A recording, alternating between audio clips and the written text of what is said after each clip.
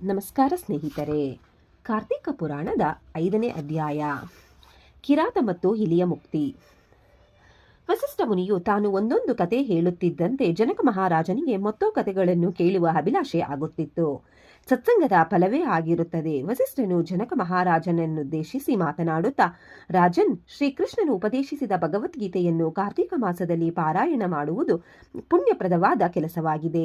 ಇದನ್ನು ಶಿವ ದೇವಾಲಯದಲ್ಲಾಗಲಿ ವಿಷ್ಣು ದೇವಾಲಯದಲ್ಲಾಗಲಿ ಮಾಡಬಹುದಾಗಿದೆ. ಗೀತೆಯನ್ನು ಓದುವವರು ತಮ್ಮ ಎಲ್ಲಾ ಪಾಪಗಳಿಂದ ಮುಕ್ತರಾಗುವರು. ಅದರಲ್ಲಿ ಒಂದು ವೇಳೆ ಇಡೀ ಗೀತೆ ಓದಲಾಗದವರು ಗೀತೆಯ 18 ಅಧ್ಯಾಯಗಳ ಪೈಕಿ ವಿಶ್ವರೂಪ ದರ್ಶನ ಯೋಗವನ್ನಾಗಲಿ ವಿಭೂತಿ ಯೋಗವನ್ನಾಗಲಿ ಪಠಿಸಬೇಕು. ಇದನ್ನು ಮಾಡಿದವನು ವಿಷ್ಣು ಸಾನ್ನಿಧ್ಯವನ್ನು ಹೊಂದುವರು. ಇದಾವುದು ಆಗದೆ ಹೋದರೂ ಗೀತೆಯ ಒಂದು ಶ್ಲೋಕವನ್ನು ಅಥವಾ ಒಂದು ಪಾದವನ್ನು ಓದಿದವನು ಪಾಪರಾಶಗಳಿಂದ ಮುಕ್ತನಾಗುವನು. ಕರವೀರ ಪುಷ್ಪಪ್ರಿಯವಾದ ನಾರಾಯಣನನ್ನು ಆ ಪುಷ್ಪದಿಂದ ಪೂಜಿಸುವುದರಿಂದಾಗಲಿ ಮಾಲೆ ಮಾಡಿಸಿ ಪರಮಾತ್ಮನಿಗೆ ಅರ್ಪಿಸಿದರಾಗಲಿ ಹರಿಸಾನ್ನಿಧ್ಯವನ್ನು ಹೊಂದುವರು. ಸುಂದರ ಉದ್ಯಾನವನದ ಬೆಟ್ಟದ ನೆಲ್ಲಿ ಮರದ ಕೆಳಗೆ ವಿಷ್ಣು ವಾಸಿಸುವ ಸಾಲಿಗ್ರಾಮವನ್ನು ಪೂಜಿಸಿ ಪರಮಾತ್ಮನಿಗೆ ಪ್ರಿಯವಾಗುವ ಬ್ರಾಹ್ಮಣರಿಗೆ ಭೋಜನವನ್ನು ಮಾಡಿಸಿದವನು ತನ್ನೆಲ್ಲಾ ಪಾಪಗಳಿಂದ ಮುಕ್ತನಾಗುವನು. ಸದಾಚಾರಿಯಾದ ಬ್ರಾಹ್ಮಣನು ವನಭೋಜನ ಮಾಡುವಾಗಲೋ ಪುಣ್ಯಕ್ಷೇತ್ರ ಯಾತ್ರೆ ಮಾಡುವುದಾಗಲಿ ಚಂಡಾಲನೋ ಶೂದ್ರನೋ ಆತನನ್ನು ನೋಡಿದರೆ ಯಾವ ದೋಷವೂ ತಟ್ಟುವುದಿಲ್ಲ. ನೆಲ್ಲಿ ವೃಕ್ಷದ ಕೆಳಗೆ ಬ್ರಾಹ್ಮಣನು ಜಪ, ದೇವತಾ ಪೂಜೆ, ಪಿತೃಗಳಿಗೆ ತರ್ಪಣ, ದಾನ ಮೊದಲಾದವದನ್ನು ಯಾವ ದೋಷದ ಭಯವಿಲ್ಲದೆ ಮಾಡಬಹುದು. ಕಾರ್ತಿಕ ಮಾಸದಲ್ಲಿ ವನಭೋಜನ ಶ್ರೇಷ್ಠತಮವಾದದ್ದಾಗಿರುತ್ತದೆ. ಒಂದು ವೇಳೆ ಈ ಭೋಜನ ಕಾರ್ಯಕ್ರಮವನ್ನು ನೆಲ್ಲಿ ಗಿಡಗಳು ತುಂಬಿರುವ ಅರಣ್ಯದಲ್ಲಿ ಮಾಡಿ ಕಾರ್ತಿಕ ಪುರಾಣವನ್ನು ಓದಿದವರಾಗಲಿ ಶ್ರವಣ ಮಾಡಿದವರಾಗಲಿ ಅಂಥವರು ಜನ್ಮ ಜನ್ಮಗಳ ಪಾಪಗಳನ್ನು ಕಳೆದುಕೊಂಡು ಮೋಕ್ಷ ಹೊಂದುವರು. ಜನಕ ಮಹಾರಾಜ ಈ ವ್ರತ ನಡೆಸಿ ಬ್ರಾಹ್ಮಣ ಕುಮಾರನೊಬ್ಬ ತನಗೊದಗಿದ್ದ ನೀಚ ಜನ್ಮದಿಂದ ಮುಕ್ತಿ ಹೊಂದಿದನು. ಇವನಂತೆ ಇತರ ಯಾರು ಕಾರ್ತಿಕ ಮಾಸ ವ್ರತ ಮಾಡಿದರೋ ಪಾಪ ಮುಕ್ತರಾಗುವರು. ಇದರಲ್ಲಿ ಎಳ್ಳಷ್ಟು ಸಂದೇಹವಿಲ್ಲ ಎಂದನು. ಜನಕ ಮಹಾರಾಜನಿಗೆ ಕುತೂಹಲ ಹೆಚ್ಚಿ, ಮುನಿವರ, ಹಾಗೆ ನೀಚ ಜನ್ಮವನ್ನು ಪಡೆದ ಬ್ರಾಹ್ಮಣ ಕುಮಾರನು ಯಾರು?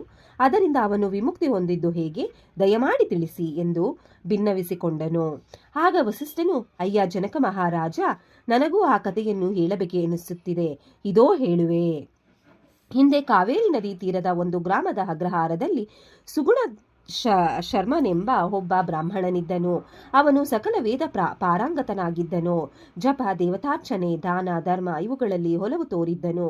ಇವನಿಗೆ ಒಬ್ಬ ಮಗನಿದ್ದನು. ಆದರೆ ಆ ಮಗನು ತಂದೆಯ ಆಚಾರ ವಿಚಾರಗಳಲ್ಲಿ ಶ್ರದ್ಧೆ ತೋರದೆ ಚಿಕ್ಕಂದಿನಿಂದಲೇ ತಾಯಿ ತಂದೆಯ ಮಾತುಗಳನ್ನಾಗಲಿ ಹಿರಿಯ ವಿಚಾರಗಳನ್ನಾಗಲಿ ಕೇಳದೆ ಒಬ್ಬ ದುಷ್ಟನಾಗಿದ್ದನು.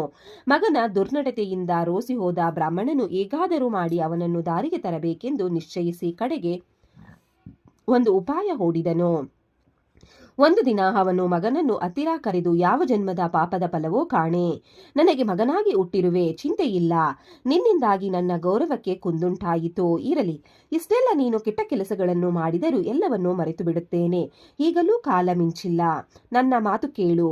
ಬರುವ ಕಾರ್ತೀಕ ಮಾಸದಲ್ಲಿ ಕಾವೇರಿ ನದಿ ಸ್ನಾನ ಮಾಡಿ ವಿಷ್ಣು ದೇವರನ್ನು ಪೂಜಿಸಿ ಹರಿಹರ ದೇವಾಲಯದಲ್ಲಿ ದೀಪಾರಾಧನೆ ಮಾಡು. ಇದರಿಂದ ನೀನು ಮಾಡಿದ ಎಲ್ಲಾ ಪಾಪ ಕೃತ್ಯಗಳನ್ನು ದೂರ ಮಾಡಿಕೊಂಡು ವಿಮುಕ್ತನಾಗುವೆ. ಮುಂದೆ ನಿನಗೊದಗಬಹುದಾದ ನರಕ ಯಾತನೆಯು ತಪ್ಪುವುದು. ಮಗು, ಇನ್ನಾದರೂ ಬುದ್ಧಿವಂತನಾಗು. ಆದದ್ದು ಆಗಿ ಹೋಯಿತು ಎಂದನು. ಆದರೆ ಮೂರ್ಖನಿಗೆ ಹೇಳಿದ ಬುದ್ಧಿ ಗೋರ್ಕಲ್ಲ ಮಳೆ ಸುರಿದಂತೆ ಅಲ್ಲವೇ? ಬ್ರಾಹ್ಮಣನ ಮಗನು ತಂದೆಯ ಮಾತುಗಳನ್ನು ಕೇಳಲಿಲ್ಲ. ನದಿ ಸ್ನಾನವನ್ನಾಗಲಿ ದೀಪಾರಾಧನೆಯನ್ನಾಗಲಿ ದೀಪದಾನವಾಗಲಿ ಮಾಡಲಿಲ್ಲ. ಬ್ರಹ್ಮನಿಗೆ ಕೆಟ್ಟ ಕೋಪ ಬಂದಿತು. ಪುತ್ರ ವ್ಯಾಮೋಹ ಹೋಯಿತು. ಅವನು ಮಗನಿಗೆ ಕೆಲವೋ ಅವಿವೇಕಿ ತಿಳಿವಳಿಕೆ ನೀಡಿದರೆ ಅದನ್ನು ವಿವೇಚಿಸದೆ ನನ್ನ ಮಾತುಗಳನ್ನು ಉಪೇಕ್ಷಿಸುವೆಯಾ? ಛೀ ದುಷ್ಟ, ಇದಕ್ಕೆ ನಿನಗೆ ಸರಿಯಾದ ಶಿಕ್ಷೆಯಾಗದೆ ಅನ್ಯ ಮಾರ್ಗವಿಲ್ಲ. ನೀನು ಕ್ಷುದ್ರ ಜೀವಿಯಾದ ಒಂದು ಇಲಿಯಾಗಿ ಹುಟ್ಟಿ ಒಂದು ಮರದ ಬಿಲದಲ್ಲಿ ಸದಾ ಬಿದ್ದುಕೊಂಡಿರು ಎಂದು ಶಪಿಸಿದನು. ಯಾವಾಗ ಬ್ರಾಹ್ಮಣನು ಮಗನಿಗೆ ಶಪಥವಿತ್ತನೋ ಆಗ ಅವನಿಗೆ ಜ್ಞಾನೋದಯವಾಯಿತು. ತಂದೆ ಮಾತುಗಳು ಕೇಳದ ನನಗೆ ಎಂತಹ ಸ್ಥಿತಿಯೊದಗಿದೆ ಎಂದು ಪಶ್ಚಾತ್ತಾಪಪಟ್ಟು, ತಂದೆಯೇ, ನನ್ನನ್ನು ಕ್ಷಮಿಸಿ, ನನಗೆ ಬುದ್ಧಿ ಉಂಟಾಗಿದೆ. ನಿಮ್ಮ ಮಾತನ್ನು ಇನ್ನೆಂದೂ ಮೀರುವುದಿಲ್ಲ. ದಯಮಾಡಿ ನನ್ನನ್ನು ಈ ಶಾಪದಿಂದ ವಿಮುಕ್ತನನ್ನಾಗಿ ಮಾಡಿ ಎಂದು ಪರಿಪರಿಯಾಗಿ ಪ್ರಾರ್ಥಿಸಿದನು. ಆಗ ಬ್ರಾಹ್ಮಣನು ಮನಸ್ಸಿನಲ್ಲಿ ಸಂತೋಷಪಟ್ಟು, ಮಗು, ಈ ಬುದ್ಧಿ ನಿನಗೆ ಮೊದಲೇ ಏಕೆ ಬರಲಿಲ್ಲ? ಈಗ ನನ್ನ ಶಾಪ ವ್ಯರ್ಥವಾಗುವುದಿಲ್ಲ, ಅದು ಅನುಭವಿಸಿಯೇ ತೀರಬೇಕು ಎಂದನು. ಮಗನು ಮತ್ತೆ ಮತ್ತೆ ತಂದೆಯನ್ನು ಹಲವಾರು ವಿಧಗಳಲ್ಲಿ ಬೇಡಿಕೊಂಡನು. ಕಡೆಗೆ ಬ್ರಾಹ್ಮಣನು, ಮಗನೇ, ನೀನಂತೂ ಮೂಷಕವಾಗುವುದು ತಪ್ಪದು. ಆದರೂ ಎಂದು ನೀನು ಎಲ್ಲಿಯಾದರೂ ಕಾರ್ತಿಕ ಮಹಾತ್ಮೆಯನ್ನು ಕೇಳುವೆಯೋ ಆಗ ನಿನಗೆ ಶಾಪ ವಿಮೋಚನೆಯಾಗುವುದು ಎಂದು ವಿಶಾಪವನ್ನು ನೀಡಿದನು. ಕೂಡಲೇ ಬ್ರಾಹ್ಮಣನ ಮಗನು ಇಲಿಯಾಗಿ ಹೋದನು. ಇಲಿಯು ಬ್ರಾಹ್ಮಣನ ಶಾಪದಂತೆ ಘನಘೋರ ಅರಣ್ಯವೊಂದರ ಮರದ ಪೊದರೆಯಲ್ಲಿ ವಾಸಿಸತೊಡಗಿತ್ತು. ಅಲ್ಲಿ ಅನೇಕ ಫಲಭರಿತ ವೃಕ್ಷಗಳಿದ್ದವು. ಅವನ್ನು ತಿಂದುಕೊಂಡು ಇಲಿಯು ನಿಶ್ಚಿಂತೆಯಿಂದ ಇರತೊಡಗಿತು. ಹೀಗಿರಲು ಒಂದು ದಿನ ಅರಣ್ಯದ ಸನ್ನಿಧಿಯಲ್ಲಿ ಇದ್ದ ಕಾವೇರಿ ತೀರಕ್ಕೆ ವಿಶ್ವಾಮಿತ್ರ ಮುನಿಯು ಬಂದನು. ಆತನು ಆಗ ಕಾರ್ತಿಕ ಮಾಸವಾದುದರಿಂದ ಪ್ರತಿನಿತ್ಯ ನದಿ ಸ್ನಾನ ಮಾಡುತ್ತಿದ್ದನು. ಇಲಿಯು ವಾಸವಾಗಿದ್ದ ಮರದ ಅಡಿಯಲ್ಲಿ ಇದ್ದುಕೊಂಡು ಶಿಷ್ಯರಿಗೆ ಕಾರ್ತಿಕ ಮಾಸ ಮಹಾತ್ಮೆಯನ್ನು ತಿಳಿಸುತ್ತಿದ್ದನು. ಕಾರ್ತಿಕ ಪುರಾಣ ಮರದಲ್ಲಿ ವಾಸವಾಗಿದ್ದ ಇಲಿಗೂ ಕೇಳಿಸುತ್ತಿದ್ದಿತ್ತು. ವಿಶ್ವಾಮಿತ್ರನಾದರೂ ಕಾರ್ತಿಕ ಪುರಾಣವನ್ನು ಶ್ರದ್ಧಾಭಕ್ತಿಗಳಿಂದ ಓದಿ ಹೇಳುತ್ತಿದ್ದನು. ಒಂದು ದಿನ ಆ ಪ್ರದೇಶಕ್ಕೆ ಒಬ್ಬ ಕಿರಾತನು ಅರಣ್ಯದಲ್ಲಿರುವ ಮೃಗಗಳನ್ನು ಬೇಟೆಯಾಡಲು ಬಂದನು. ಆದರೆ ಮರದ ಕೆಳಗೆ ಕೆಲವು ಮಾನವರು ಕುಳಿತಿದ್ದದ್ದನ್ನು ಕಂಡು ಅವನಲ್ಲಿ ದುರ್ಬುದ್ಧಿ ಉಂಟಾಯಿತು. ಆ ಮಾನವರ ಬಳಿ ಇರಬಹುದಾದ ಧನವನ್ನು ಕಸಿಯಬೇಕೆಂದು ಅವರನ್ನು ಸಮೀಪಿಸಿದನು. ಆ ಸಮಯದಲ್ಲಿ ವಿಶ್ವಾಮಿತ್ರನು ಶಿಷ್ಯರಿಗೆ ಕಾರ್ತಿಕ ಪುರಾಣವನ್ನು ಹೇಳುತ್ತಿದ್ದನು. ಅದನ್ನಾಲಿಸಿದ ಬೇಡನು ತನ್ನ ಬುದ್ಧಿಯನ್ನು ಬದಲಾಯಿಸಿಕೊಂಡನು. ಕೂಡಲೇ ಅವನು ತನ್ನಲ್ಲಿದ್ದ ಧನಸ್ಸನ್ನು ಬದಿಗಿಟ್ಟು ವಿಶ್ವಾಮಿತ್ರನ ಬಳಿಗೆ ಬಂದು, ಮುನೀಂದ್ರ, ತಾವು ಹೇಳುತ್ತಿರುವ ಕತೆ ಯಾವುದು ಎಂದು ಕೇಳಿದನು. ವಿಶ್ವಾಮಿತ್ರನು, ಅಯ್ಯ ಕಿರಾತ, ಇದು ಕಾರ್ತಿಕ ಮಹಾತ್ಮೆ. ನನ್ನ ಶಿಷ್ಯರಿಗೆ ಹೇಳುತ್ತಿರುವೆನೋ. ಈ ಮಹಾತ್ಮೆಯನ್ನು ಪಠಿಸಿದವರು, ಶ್ರವಣ ಮಾಡಿದವರು ಪಾಪಗಳಿಂದ ಮುಕ್ತರಾಗುವರು. ಹಾಗೂ ಕಾರ್ತಿಕ ಮಾಸದಲ್ಲಿ ಸೂರ್ಯೋದಯಕ್ಕೆ ಮೊದಲೇ ಪವಿತ್ರ ನದಿಯಲ್ಲಿ ಸ್ನಾನ ಮಾಡಿ ದೇವತಾ ಪೂಜೆ ಮಾಡಿದವರು ಪಾಪಗಳಿಂದ ಬಿಡುಗಡೆ ಹೊಂದುವರು. ಕಾರ್ತಿಕ ಮಾಸ ಪೂರ ಆಗಲಿ ಕಡೆಯ ಪಕ್ಷ ಒಂದು ದಿನವಾದರೂ ಭಕ್ತಿ ಶ್ರದ್ಧೆಗಳಿಂದ ವ್ರತವನ್ನಾಚರಿಸಿದವರು ಪುಣ್ಯ ಭಾಜನರಾಗುವರು ಎಂದು ಹೇಳಿದನು. ಇದನ್ನೆಲ್ಲ ಕೇಳಿಸಿಕೊಳ್ಳುತ್ತಿದ್ದ ಇಲಿಯು ಕೂಡಲೇ ಶಾಪ ವಿಮುಕ್ತವಾಗಿ ಬ್ರಾಹ್ಮಣ ರೂಪ ಧಾರಿಸಿತು.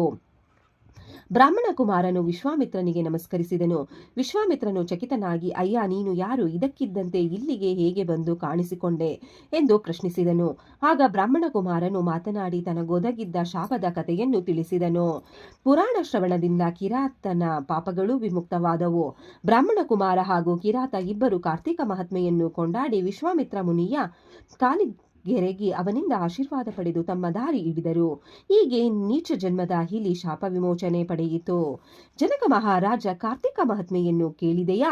ನೀಚ ಜನ್ಮವನ್ನೆತ್ತಿದವರು ಕಾರ್ತಿಕ ಸ್ನಾನ ವ್ರತಗಳಿಂದ ಮುಕ್ತಿ ಪಡೆಯುವರು. ಅಂದ ಮೇಲೆ ನಾವು ಸ್ಥಿತಿವಂತರು, ಆರೋಗ್ಯವಂತರು ಆಗಿರುವಾಗ ಕಾರ್ತಿಕ ಸ್ನಾನ ಪುರಾಣಗಳಲ್ಲಿ ಆಸಕ್ತಿ ವಹಿಸಬೇಕಾದದ್ದು ಉಚಿತವಲ್ಲವೇ? ನೀನು ಕಾರ್ತಿಕ ಪುರಾಣದಲ್ಲಿ ಆಸಕ್ತಿ ತೋರಿರುವುದು ಒಳ್ಳೆಯದು. ಇದೋ ನಿನಗೆ ಮತ್ತೊಂದು ಕಥೆಯನ್ನು ಹೇಳುವೆನು ಎಂದು ನುಡಿದನು. ಇಲ್ಲಿಗೆ 5ನೇ ಅಧ್ಯಾಯ ಮುಕ್ತಾಯಗೊಂಡಿದೆ. ಈ ಕಥೆಯನ್ನು ಕೇಳಿದವರಿಗೆ ಆ ದೇವರು ಒಳ್ಳೆಯದನ್ನು ಮಾಡಲಿ. ಓಂ ನಮಃ ಶಿವಾಯ. ವಿಡಿಯೋ ನೋಡಿಕ್ಕೆ ಎಲ್ಲರಿಗೂ ಧನ್ಯವಾದಗಳು. ನಿಮಗೆ ಈ ವಿಡಿಯೋ ಇಷ್ಟ ಆಗಿದ್ರೆ ಪ್ಲೀಸ್ ಒಂದು ಲೈಕ್ ಮಾಡಿ. ನೆಕ್ಸ್ಟ್ ಇನ್ನು ಜಾಸ್ತಿ ವಿಡಿಯೋ ಹಾಕ್ತೀವಿ. ಹಾಗೆ ನಿಮ್ಮ ಫ್ರೆಂಡ್ಸ್ಗೆ ಶೇರ್ ಮಾಡಿ ಮತ್ತೆ ಸಬ್ಸ್ಕ್ರೈಬ್ ಮಾಡಿ. Thank you very much.